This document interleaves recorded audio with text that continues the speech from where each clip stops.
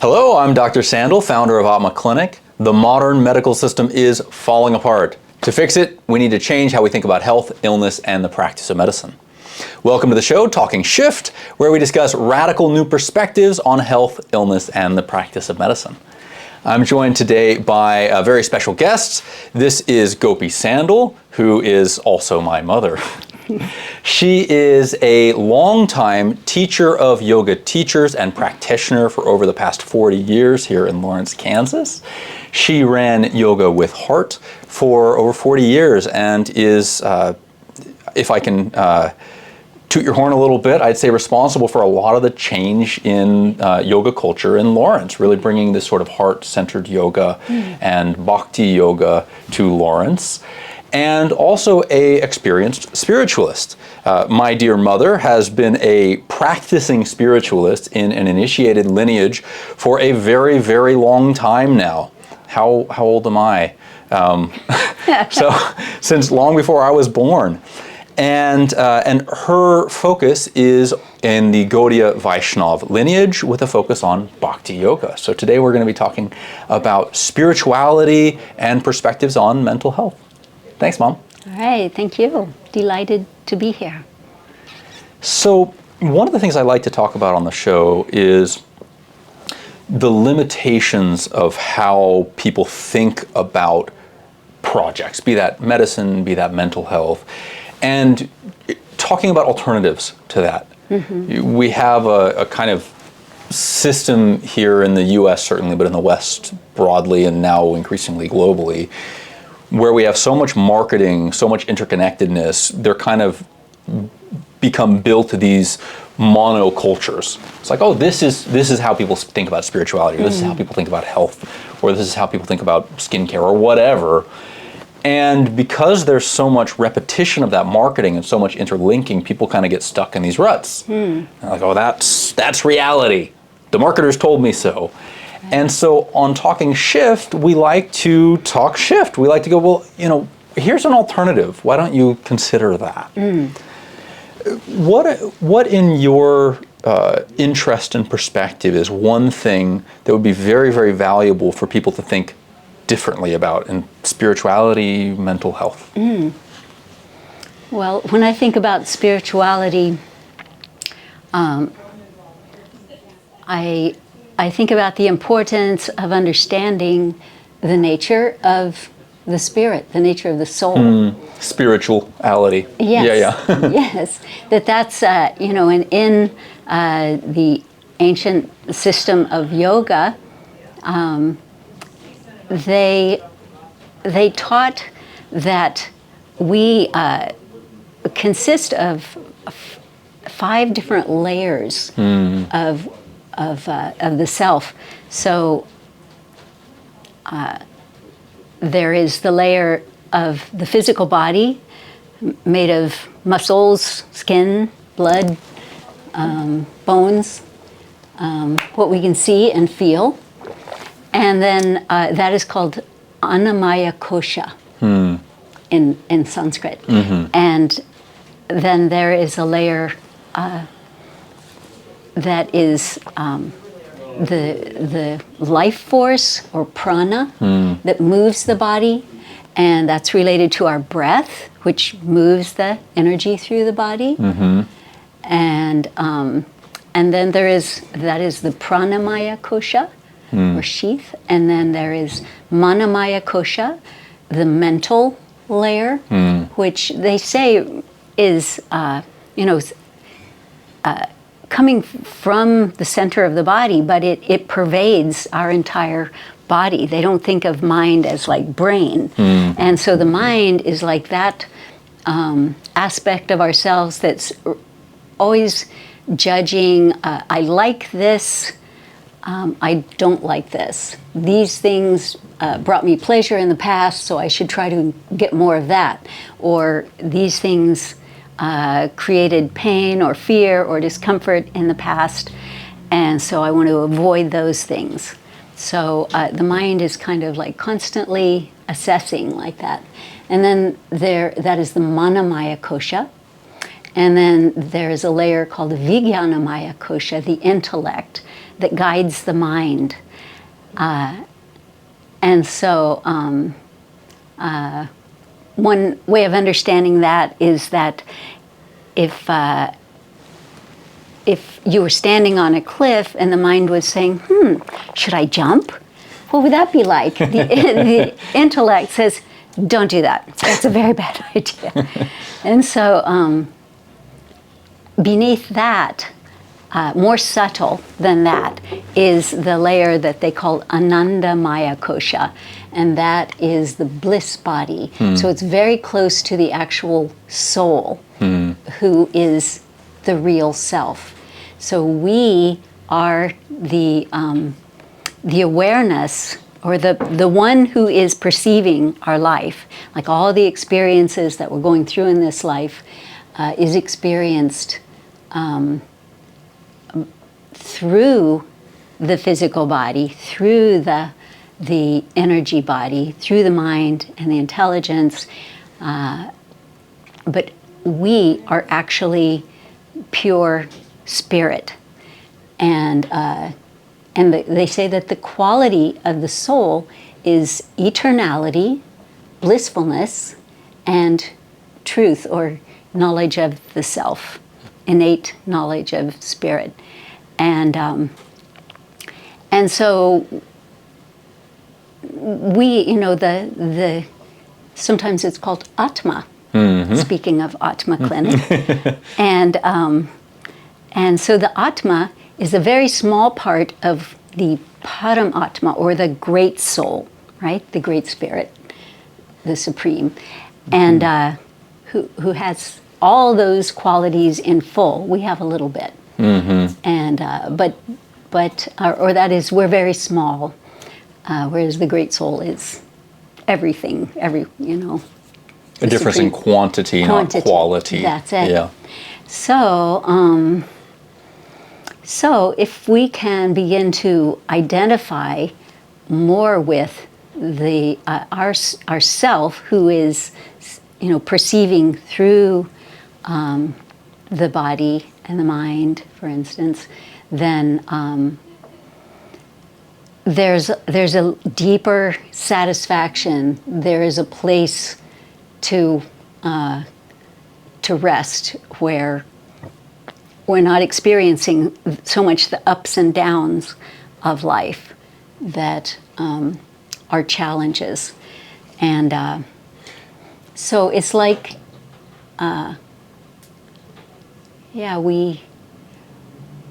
we are in this situation where we're experiencing obstacles in our life, and we have this feeling that they shouldn't be there, but they are. They keep happening, and there's a reason for that. That they are like lessons that are helping us come closer to unconditional love. So kind of moving through those different layers or sheaths towards our natural potency. And so we have this desire, because we are made of that Sat Chit Ananda, that truthfulness, that bliss, that eternality, coming across these things that are not, that is confusing and disturbing. Am I interpreting that right? Yeah. Yeah. It's like there's always this feeling that if I just solve this problem, if I just get past this issue, if I just get the new car, or if I just get, into this relationship or out of this relationship or solve this problem, then I'll be happy. But then we find that it's like the donkey with the carrot in front of the nose. We're like trying to get there. But then there's always the next thing, right? And so how to deal with these obstacles, or how to transform that into a vision that they are opportunities to move towards unconditional love. I think this is a very different, dare I say, very philosophical and, in one sense, scientific view on spirituality. There are a lot of different spiritual traditions, and they all have a lot of interesting opportunities and depth and ways that we can grow further in them. One thing that I really like about what you're describing is that it starts by laying out a kind of scientific process. It's analyzing the state of play. It's like, well, okay, let's propose that this is the way that things are, and given that, how do we then progress forward? And I like that sense of there being different sheaths or lenses that our consciousness perceives through, and each of those lenses has its own shading, which confuses or clarifies things for us. And we can imagine that if our mind or our body has a particular habit, then it's going to change the way that our consciousness sees through that habit. We're always seeing these things through a complexity that isn't part of us, it's something distinct from us. That's a very, I think, unusual message in spirituality. But I like your point. Let's start by saying, well, what actually is spirit? If we're talking about spirituality, what is spirit and how do we interact with all that? One thing that I find particularly valuable when we think about mental health and a state of happiness here in the West, also thinking about how sort of over-marketed we are, we're vulnerable to that marketing, I think in a lot of ways because people don't create a distinction between the mind and the intelligence. Those are two of those sheaths you were talking about, the Vigyan and the Manas. And if we pause and consider that this is a language hazard, we can all of a sudden get a lot more control over our own processes. In English, when we say mind, we kind of think, well, that's the brain, and the brain does the brain things, and that's just kind of how I think, and maybe it's also my consciousness. Maybe consciousness is just a generation of impulses within this organ, this squishy organ.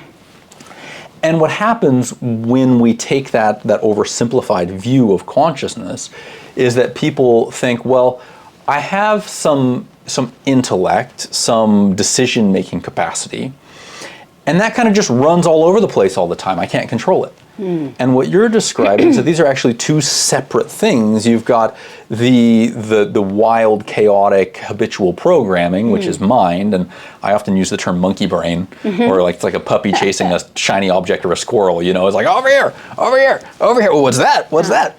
And then something has to rein that in. And be like, whoa, come on, quit chasing shiny objects, you know what a squirrel is, come have a snack, relax. And the puppy kind of goes, okay, yeah, this is nice. And so there's this separate thing that can control the mind. But if people don't know that these are different things, it's very, very hard to control the mind. It's like, well, I'm just stuck all over the place. And I think marketers really prey on that. With enough repetition, they can engage in, I know this sounds a little silly, but they can engage in mind control, right? They start to shape the habit of our subconscious. And we start to go, oh yeah, I am hungry, aren't I? Snickers, right? There's that's the magic of marketing. It is repetition, and then we start to just have this. Now we might intellectually think, well, Snickers isn't food, that's not gonna make me feel better.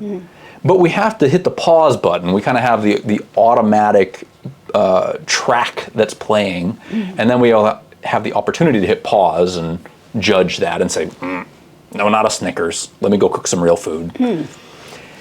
And I bring this up, Mom, because I do think a lot of our mental health in the West, especially in the US particularly, would really, really be well served by a better understanding of what actually makes us up. And so you're just you're laying out the really broad view on that. You're like, hey, there's all of these different things that are all distinct and workable. And then even just looking at the difference between mind and intelligence, that's so incredibly valuable for people's ability to control things like anxiety and depression. Nowadays, there's a big business, and this is a good thing, there's a big upwelling of interest in business and books on mindset. That's becoming very popular, I think. One of the big bestsellers for the past 3 years has always been a mindset book, and there's these scientists or neuroscientists and psychologists who are like, oh, mindset. And they're talking entirely about that manas, that single layer. And they use this term that I think is very useful, automatic negative thoughts. And to me, that really sums up what that manas is, because it's a naturally defensive thing. It tends to be negative geared. But we can change that. We can modify that. So tell us and me about what are the techniques for doing that? If people are going, okay, that's an interesting experiment. Let me consider that maybe I'm spirit, and there are these different layers between my consciousness and how I engage with the reality around me. So let's say that people can take that on as a scientific experiment for themselves. What might they do to then modify that and play with that and feel that and test that?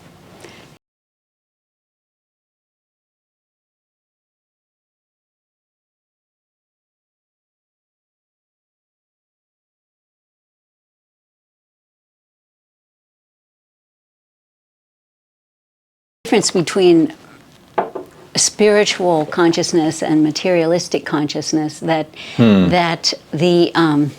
the soul, the Atma, is the passenger in a chariot, and the driver is the mind. Okay. The intelligence is the driver. Making the choices. Yes. And then the reins holding the horses is the mind, directing the horses, which are like the senses, hearing, touch, taste, sight, so forth. And so, like you said, generally the horses are just going for it. It's like, I want to do this. Give me the Snickers. Give me the Snickers. And some things that are even more destructive. You know, when we Yes. think about addictions, it's certainly runaway sense engagement. It's like, oh, I need that thing. Yes. So when, through some kind of spiritual practice, we can teach the mind to be under the control of the intelligence, guided by the needs of the soul, then So you're talking about we kind can of, experience more satisfaction. so you're kind of talking about putting things in proper order, you know, rather than letting the horses go chase everything they want to. Yeah. And, you know, there's some nice grass over there and some nice grass over there, and you've got a team of horses and one wants to go this way and one wants to go that way. It's like very conflictual, very unsatisfying. You don't move. The prana, the life force, is connected to the mind.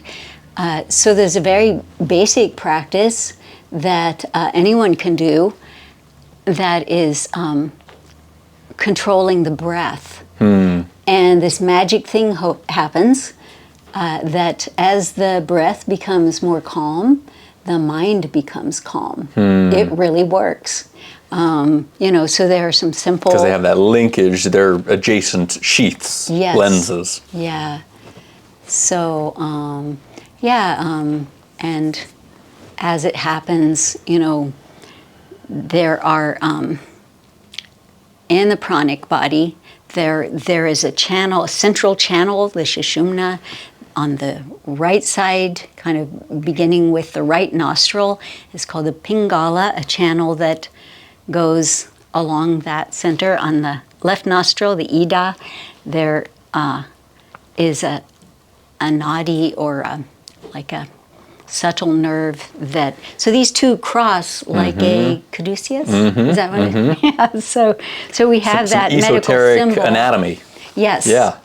And so the right nostril controls more the sun, or the active energy. The left nostril controls more the moon, or the passive energy. We're generally, these days, really experiencing more anxiety and, So turning down the active as a way, as a Yes. therapeutic approach. Or if there's too much going on with the moon energy, we can become more depressed, slowed down too much. So just breathing, balancing the breath, helps to balance those energies and let the mind become more centered. Rather than pulled too active or too inactive. Yes. So this comes from the practice of pranayama, or yogic breathing. And I think it's really common for people to hear about this stuff and go, that seems a little woo, or that sounds like BS to me. And one thing that I've been really surprised by, let's say, is that people who can suspend their disbelief and try those practices, really give them a proper shot, almost unanimously go, what? I didn't think that was going to work. I think it's hard for people to believe that we have control over things like anxiety and depression, right? And again, that goes back to the marketing. That's something that needs to shift in our society. People go, well, I can't control my depression. I have to go to the doctor and he'll control it for me with a pill. Which is like, it's a little alien for people to be told that they can control those things. And I think some people go, well, hey, it's too wild and I'm insulted that you're telling me I can control this. It's like, well, no. There's degrees of intensity, but it's nice to have as many tools as we possibly can. Even people who are on, let's say, anti-anxiety medicines or antidepressants, that's like a bandage for a sprained ankle. That's a brace for a sprained ankle. And it's like, yeah, when you sprain your ankle, you want a brace for that. And, sometimes you need that. You can't just will it into feeling better. But at the same time, once you have that kind of control, then everything's kind of quiet and your life is workable again. Don't you want to rehab the ankle so you don't have to rely on that brace forever? God forbid you sprain your other ankle. What, now you got two braces on? Like, we have to make sure that we're proactively reclaiming our health as we go along. And I really like what you're saying. There are tools. There are, again, scientifically validatable tools to do these things. And while people may hear pranayama and go, that's an Indian practice and I don't know about that, it really does have a scientific basis. Certainly in traditional Indian and Chinese medicine, there's Taoism and Tai Chi and Qigong and all these yogic practices from ages ago that they, of course, argue for. And when people try, this is why there are so many people who are into yoga or Qigong, because they're like, whoa, when I actually tried that, it really worked. But also now in the West, there's a lot of people who are coming around and saying, no, really, breathwork really, really works. One of my teachers, Andrew Weil, popularized this in integrative medicine a while ago. And since then, there's been tons of Westerners who are really focusing in on this. Wim Hof does a modified type of pranayama. And Andrew Huberman and Joe Rogan, these big podcasters, they have their own varieties that they help people, they say, hey, just try it. I know it sounds weird, but no, really, you have control over how active or anxious or how depressed and stuck you feel. You can just modify how you breathe, and your body really does have that power. It's hard to buy for a lot of people, and that strikes me as really amazing. Like we've been quite disempowered through this marketing. And people really do even get feisty, and they're like, no, I can't control it. Well, have you tried? Go talk to someone who kind of pulls this all apart and add this to things. It's not that it has to be a replacement. Very interesting. We exist in such a, again, in a culture that thinks of itself one way, and that's it. And people kind of become very dogmatic about that. Well, I don't know, you can't be another way. But it's lovely to hear about the sort of scientific backing of spirituality that you're describing, because it showcases that there's an enormous amount of depth there. And hopefully for some people, they go, I've never heard anybody talk about that with so much detail that I can then work with and be skeptical of. You've used a term before, Mom, that I really like, which is the science of spirituality, or the science of self-realization. And I like that. I encourage people to be scientific and skeptical, but genuinely so. And so hopefully people hearing about these different layers, they kind of pause and go, okay, well, what can I play with how can I play with that and experience that? What would you tell people, other than kind of pranayama and breathing practices, what other things might give people some sense of these different sheaths or layers and of their soul self? That would give them a sense. Yeah, some experiential, like, there's really something there, isn't there? No small question, just asking you to spill the beans on, the whole process of spirituality. There are different approaches. Some people may say, well, the discipline of pranayama is too difficult. Some people go straight to prayer. And they're like, well, I'm just going to really get in touch with the source of my spirit. And that can kind of like be an elevator to bring you to an understanding of how everything is falling in place underneath that root consciousness. Yes. Yeah. I was thinking also how if somebody wants to have more understanding of why they're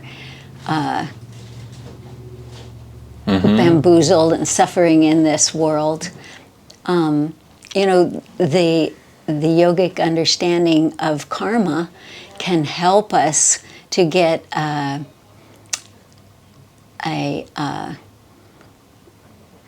more clarity on why I'm here in the first place. That understanding what goes around comes around. The things that are coming to me in my life, they're not haphazard.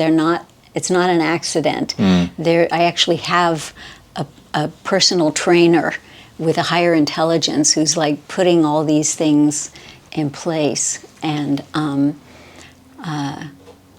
if I'm able to like really take responsibility for the situations that I'm in now, and know that I can improve that by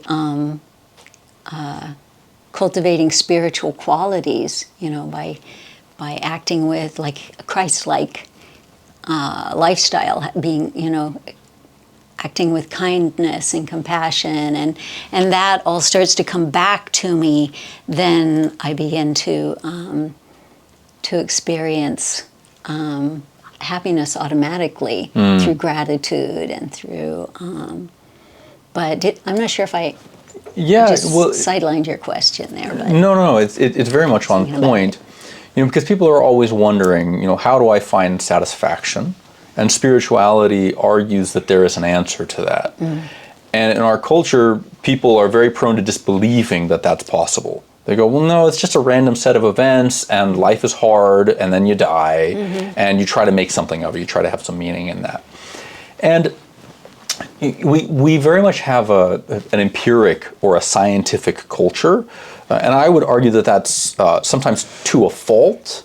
A lot of what we call science is not proactive science. It's not active science. It's not the laying forward of hypotheses and trying those out. It's instead ends up being kind of stunted science or dogma. And people go, well, I don't know. People told me that doesn't work, so I'm just not going to try it. Like, well, okay, that they could be right or they could be wrong. And because we live in such a superficial marketed culture, a lot of the things that are sold to us are not real things, right? It goes back to the Snickers bars. Like, no, it's not fundamentally satisfying. And if you just take them at their face rather than trying that yourself, like if you're hungry, it's okay to try a Snickers bar, and then you just have to ask, like, am I satisfied magically like the commercial told me I'd be? And like, now I feel kind of terrible. So people have to be willing to try these things, and do the experiment. Right, they have to run the experiment. And whether that's in Islam or Christianity or Hinduism or Judaism or whatever, they do have to put one step in front of the other and say, well, why don't I try something? And then I'll see what the results of that are. And what you're describing is one way in which people can put one foot in front of the other. So if I'm having a suffering experience and I go, gosh, I'm really just stuck with this thing and I can't get over it, and I'm paraphrasing you, so correct me if I'm misinterpreting, one thing that people might do is they might pause and say, well, okay, what have I done to put myself in this situation? Radical responsibility. And again, it's like, maybe you didn't do anything to put yourself in that situation. Or but maybe you did. From a past life. Right, right. If you want to go there. And for some reason, it's there. Yeah. So what radical responsibility can I take about that? And I think at worst, when we do that, we grab power. We become empowered to make a change. And if instead I'm demoralized and I go, well, I'm just suffering and I don't have any control over that. Blaming the world outside, blaming other people, And that's how it becomes a rut. Yeah, and we live in a culture of ruts, right? People get really stuck in their ways. And so at least, considering like, well, is there something that I can do about this? Is there something that I can change about this? And I like your earlier discussion about there being the different sheaths or sort of layer, and then we're actually back here. I like that because that type of pulling apart the stickiness of reality helps people feel empowered. They start to go, well, okay, hang on. Maybe on the material or bodily platform I did something. Well, or maybe not. Maybe it's only on the mental platform, or maybe I made some decisions on the intelligence platform. And when they start to kind of pull apart and tease apart the nuance of reality, all of a sudden they have a lot more options. And when people have options, then they're able to be empowered. They go, okay, hang on, let me work with this. I was thinking how a lot of dis-ease comes from a condensation or a condensed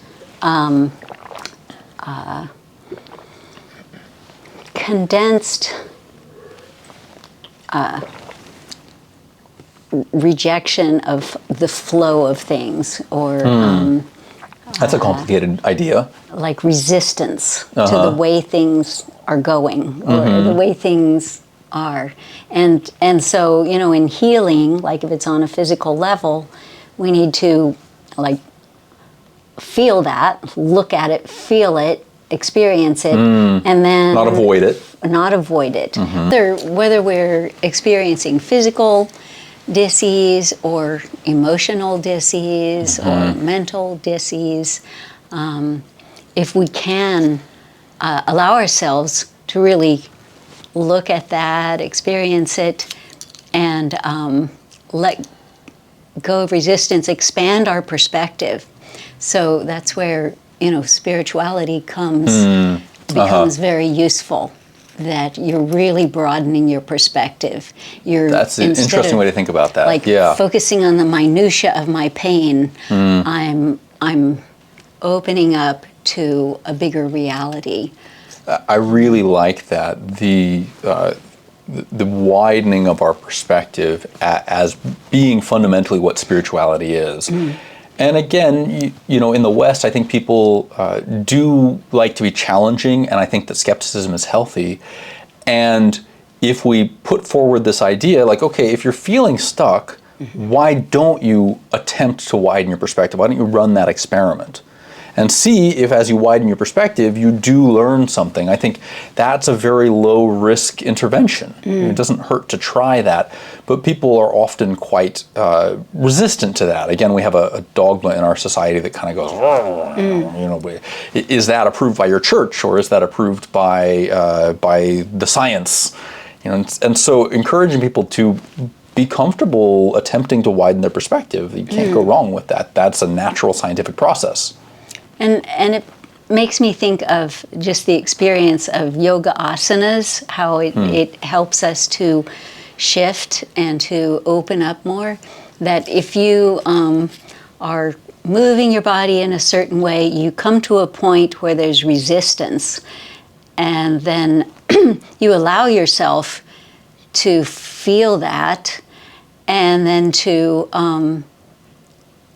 gradually move through it, not with too much force, not with, too little enthusiasm, but to kind of, there's an opening that happens if you let yourself feel it. And so it's not like spiritual bypassing, where it's just like, well, I'm a spirit soul, so I don't have to deal with it.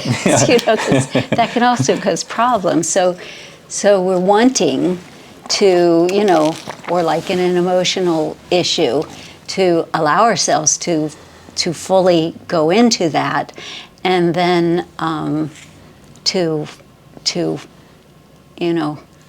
have an opening. An opening to have a little optimism, or a little flow of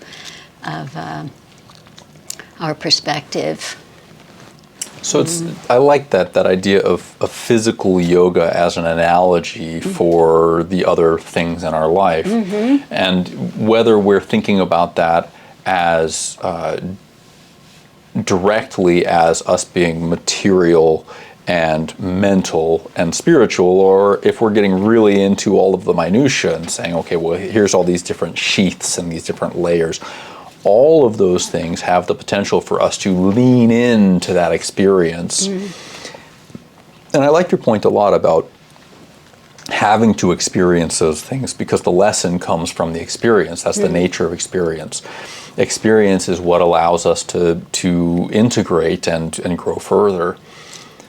Neat. That's cool. So if someone is, let's say, struggling with, let's say, depression, there's an enormous amount of depression and anxiety in our society right now. And certainly I think that one of the things that needs to shift in the near future is that people need to understand that the way that we are living is creating much of that. For instance, there are famous studies now showing how social media connectivity, especially for the cohort of adolescent girls, causes an astronomical rise in depression and anxiety. But it's also true for every other cohort that happens. And so we've got all of these sort of practices that we're just kind of getting battered by. And so if people are experiencing, let's say, depression, what is an example of something that they could engage in to try and stretch into that and move through that? We certainly have a narrative that depression means I'm stuck. But you might analogize that to a yoga pose. It's like, well, you're stuck right now. How can you lean into that? What do you learn from that? How do you open up from that? How do you broaden your perspective from that? Tell me about your thoughts on that. What are kind of some things people could try?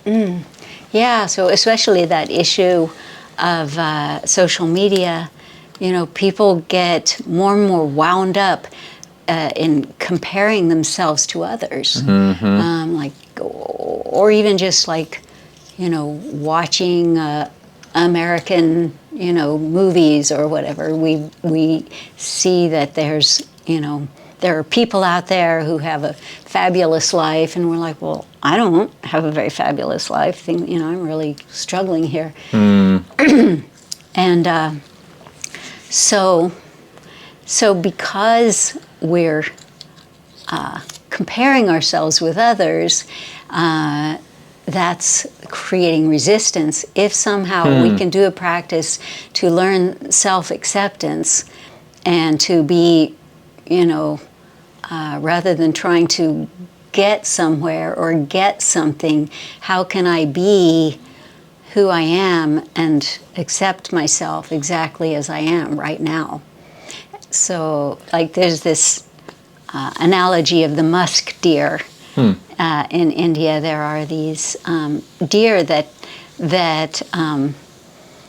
have a very beautiful aroma, musky aroma, and the deer smell it, and they actually are looking for the source of that fragrance. They go out and the thing they're producing themselves. They don't know that beauty is coming from within me. And so, the practices of spirituality help us to get in touch with that, the beauty that is within. So a type of self-awareness. Yes. I often say, I'll end up using this analogy, that if we have some destination and we're plotting a map, and we say, I want to get to the northeast corner of this map, how do I get there? Well, we have to know where we are if we're going to chart a course that direction. If I'm up here or I'm down here, the direction to get up here is totally different. And so, to your point, if I've watched a movie with Ryan Gosling and I'm like, oh, that's totally me, and I'm identifying as that person, okay, so if I want to get here and I'm here, I got to chart this. Well, I'm probably not right here. If I'm down here, that doesn't get me where I want to be. And so that first experience has to be one of inventory, of taking a pause and breathing and appreciating, okay, what's going on with me?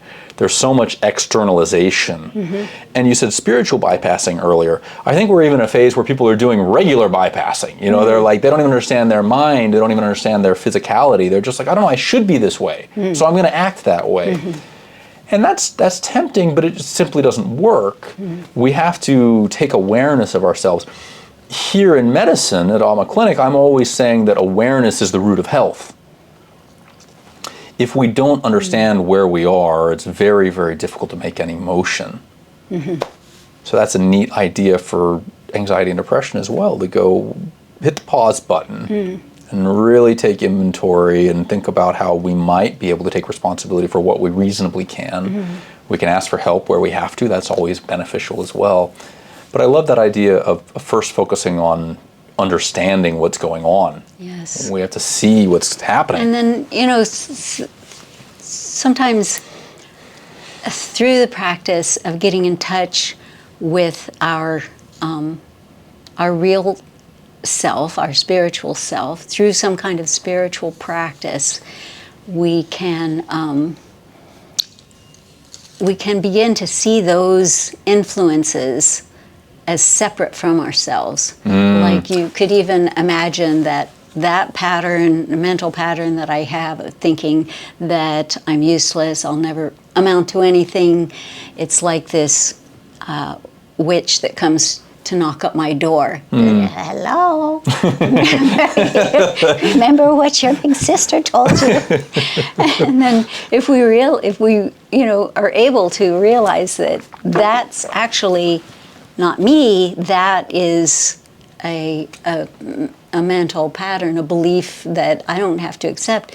No one else is thinking in my own mind. I can choose to say, oh, thanks, but no thanks. You may leave now. And again, that's that distinction between the automatic mind or subconscious and the intellect. And again, I think it's one of the ways in which people become disempowered, because they don't see the difference between those two things. They don't realize, well, this can control this. So that's a really, really nice way to unstick those things. Yeah. I was thinking also about the issue of loneliness. You know, if someone has an understanding of divinity as a very dear friend, and you know, in the Vedas they describe that Param Atma, Supreme Soul, that one aspect is that they're residing within the heart, closer than our own breath. And that they, you know, are full of all the beautiful spiritual qualities that we're attracted to. And so by remembering that I have this inner guide, I have this friend who's actually always with me, who is omniscient and omnipresent and omnipotent, then, you know, a lot of anxiety and loneliness can be diminished, because there's this sense that they've got me, that, you know, the divinity is taking care of me. So. And is there a process that you would advocate for people to try that experiment, or is that something that people just have to accept on faith? Because I think that's one thing that hangs people up. They go, well, what do you mean I just have faith on it? That's a little hard to swallow. Yeah. Is there some scientific bridge there? Well, there is a tradition that is described in the Bhagavad Gita, a very ancient Vedic scripture, that gives a lot of information about who that divine being is, and so in the Bhakti tradition, we have a practice of reciting the names of divinity. So there are these beautiful sound vibrations. So the meditation is to chant the names of God over and over again. And sounds a lot like rosary as well. yes, similar to that. So it's kind of like being in the sunshine. You become purified just by availing yourself to the purity of that sound vibration. So that's a type of meditation. And so that's something that people could try as an experiment if they're trying to kind of figure this out and going, okay, well, this is an interesting talk. Yeah. Maybe there's something there. Are you comfortable sharing that and kind of talking a little bit about that? What that practice sure. might be? Yeah, so in the practice that I've been doing, it's similar to like using a rosary. We one way of meditation is to chant with a mala of beads, and so there's 108 beads, and you hold the one bead in your hand, and so you're engaging your sense of touch and hearing, and saying the mantra, which is mantra means to liberate the mind from anxiety. So this mantra is called the Maha Mantra, the great mantra for deliverance from anxiety in this material world. And so it goes Hare Krishna, Krishna Krishna, Hare Hare, Hare Rama, Rama Rama, Hare Hare. So the more I've practiced this, I was asked to chant 108 beads 16 times a day. It takes a while. But it just to, some people will just start with one round of that chanting, which takes maybe 10 minutes. And it's a way that you can fix your mind on the sound vibration. And it's kind of like it comes from the heart out through your tongue, you hear it, and then it goes back into your ears, into your heart. And so there's like this beautiful, circle of consciousness that helps to wake up the soul. And a sort of technology to accomplish that task. Yes, so it's very ancient. This has been practiced, for thousands and thousands of years. And it's not actually a religion as such. It's like you said, a science of self-realization, just how the soul can connect with the Supreme Soul. And, some people have perhaps names that they are, are very feel affection for, other names of God they can chant. It's not something that's meant, to that's asking people to leave their spiritual tradition or leave their religion, but it's something that works very nicely to wake up the soul. Yeah. Well, thank you for sharing. So when people are thinking about spirituality, when they're thinking about how to optimize their health and their mental health, I love this idea of shifting perspectives. How do we broaden our perspectives? How do we add in more tools? How do we remain open-minded about what might work for us? How do we go, okay, well, I've tried some things that didn't work. What else is out there? And I always hope that this show helps give people things that they can play with and they can try them out for themselves. Yeah. And so I'd encourage anybody, if they're feeling stuck, if they're feeling that there's some perspective that they're having difficulty getting on, thinking about Gopi's explanation that there are these different layers, that you are separate from those. And I'm still cracking up about the witch, right? This idea that it's a separate thing. And also, if we're having a hard time feeling that differentiation, we feel stuck, using something like a mantra to try and activate that sense of deeper self, to go, okay, hang on, let me not by my own power, but by some other power, by a greater power, see if I can have some clarity come to me. And like you said earlier as well, prayer is a similar form of that, whether we're reciting names of God or we're praying. We're trying to connect with that deeper source. We're saying, okay, well, I have some physical malady, I have some mental malady, I have some energetic malady, I have some intellectual malady, whatever those things might be. Is like, how do I get beyond those things so that I can work with clarity on this? And of course, that's also the benefit of having a good teacher. You know, a teacher is someone you can go to and you can say, I'm stuck, you know, help me out here. And that broadening of perspectives on in any fashion that we can accomplish oftentimes is root to feeling better, to getting beyond something. You know, I like to think that we help people understand their bodies better. So then they're empowered to go, okay, hang on, I have a new perspective. Actually, eating gluten happened to be injurious to me, for instance. And it's not really me doing anything other than making suggestions and saying, well, what about this or what about that? Or let's do some testing, get you some data here. And then people have, by their own accord and power, the ability to then be more in alignment. And so you're recommending the same thing for mental and spiritual health, to go, well, okay, open up perspectives, go talk to people and, you know, try a mantra of your choosing that makes you feel connected. Do something, know that you have some power to do that. Not that you have to go to someone for some external superficial solution to that. Don't try and bypass, but try and engage and stretch into that. It's awesome. Well, thank you very much. Gopi Sandal, everybody, my mom. And it's been very special to have you on the show. Thank and you. I look forward to the next time that we talk on camera.